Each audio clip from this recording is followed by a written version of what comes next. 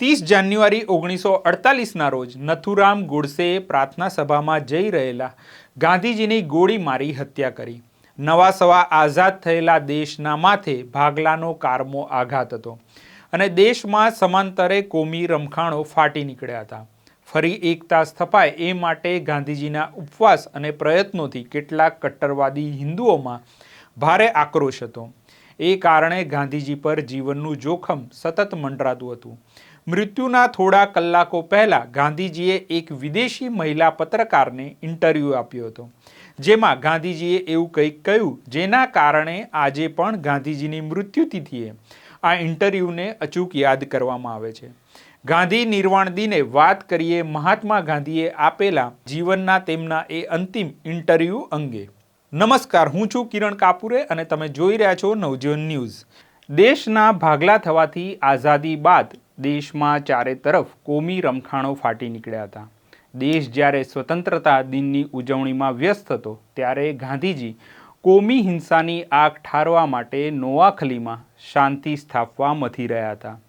નોઆખલીની આગ શાંત પડતા ગાંધીજી દિલ્હીમાં આવ્યા. અહીં પણ ચારે તરફ કોમી હિંસા ફાટી નીકળી હતી. ગાંધીજીએ દેશમાં હિન્દુ મુસ્લિમ એકતા સ્થપાય તે માટે 13 જાન્યુઆરીથી આ મરણાત ઉપવાસ શરૂ કર્યા. ગાંધીજીના આ ઉપવાસથી ગાંધીજીની જાણ બહાર બે વ્યક્તિઓ બે અલગ અલગ નિર્ણય લે છે, જેમાં એક નથુરામ ગોડસે તેના સાથીઓ સાથે મળીને ગાંધીજીની હત્યાનું કાવતરું ઘડે છે, જ્યારે બીજી વ્યક્તિ છે અમેરિકન મહિલા પત્રકાર અને ફોટોગ્રાફર માર્ગારેટ બર્ક વ્હાઇટ. તેઓ એક બાહોશ પત્રકાર અને ફોટોગ્રાફર હતા. સ્વતંત્ર થઈ રહેલા હિન્દુસ્તાનની તસવીરો ખેંચવાના ઈરાદે તેઓ 1947માં હિન્દુસ્તાન આવ્યા હતા. તેમનું કામ અહીં પૂરું થઈ ચૂક્યું હતું. તેઓ અમેરિકા પાછા જવાના હતા, પરંતુ ગાંધીજીના ઉપવાસના સમાચાર સાંભળીને તેઓ થોડું વધુ રોકાઈ ગયા. માર્ગારેટ અગાઉ પણ ગાંધીજીના અનેક તસવીરો લઈ ચૂક્યા હતા. તેઓ કેમેરા લઈને ગાંધીજીની આસપાસ ફરતા. ઘણીવાર ગાંધીજી તેમને સતાવનારી છોકરી તરીકે ઓળખાવતા. એ દિવસે માર્ગારેટે ગાંધીજીને મળવા આવ્યા અને કહ્યું, તમને સતાવનારી આવી છે. ગાંધીજી હસ્યા અને મુલાકાત શરૂ થઈ. માર્ગારેટ જાણે ગાંધીજીનો આ અંતિમ ઇન્ટરવ્યૂ અમર કરવાના ઈરાદે જ લેતા હોય તેમ પૂછે છે, શું તમે હજુ પણ 125 વર્ષ જીવવાની આશા રાખો છો? ગાંધીજી જરાય ખચકાયા વિના કહે છે, આજે ચારે તરફ ફેલાયેલા અંધકારને કારણે હવે મેં વધુ જીવવાની આશા છોડી દીધી છે. આવા પાગલપન અને હિંસાના માહોલ વચ્ચે મારે જીવવું નથી. માર્ગારેટ અણુબોમ્બ બાબતે અમેરિકાને શું સલાહ આપશો તેવો સવાલ પણ પૂછે છે અને માર્ગારેટ પરમાણુ બોમ્બનો સામનો અહિંસાથી કેવી રીતે કરી શકાય તેવો વેધક સવાલ પણ તેમને પૂછે છે. એ સમયે ગાંધીજી કહે છે, પરમાણુ બોમ્બના હુમલા વખતે હું ભૂગર્ભમાં નહીં જતો રહું. હું તો આકાશમાંથી જ્યારે પાયલોટ બોમ્બ ફેંકતો હશે ત્યારે ખુલ્લામાં ઊભો રહીશ.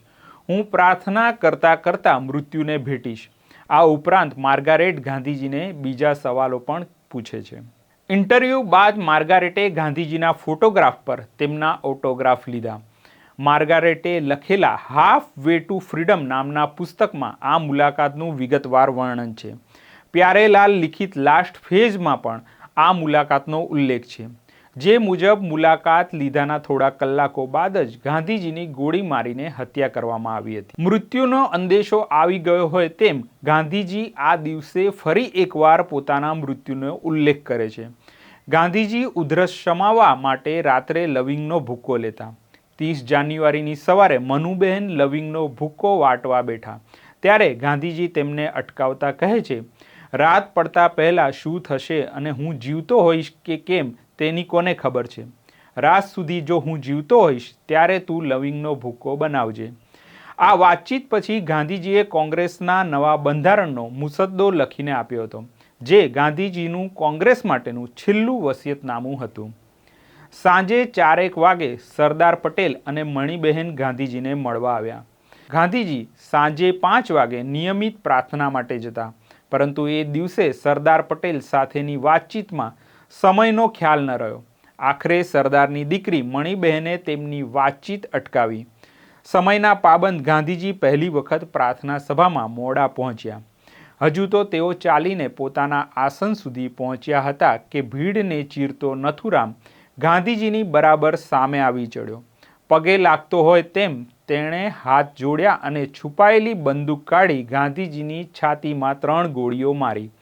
આટલી નજીકથી ગોળીઓ વાગવાના કારણે ગાંધીજી ત્યાં જ ઢળી પડ્યા અને તેમના મુખમાંથી શબ્દો સરી પડ્યા, હે રામ.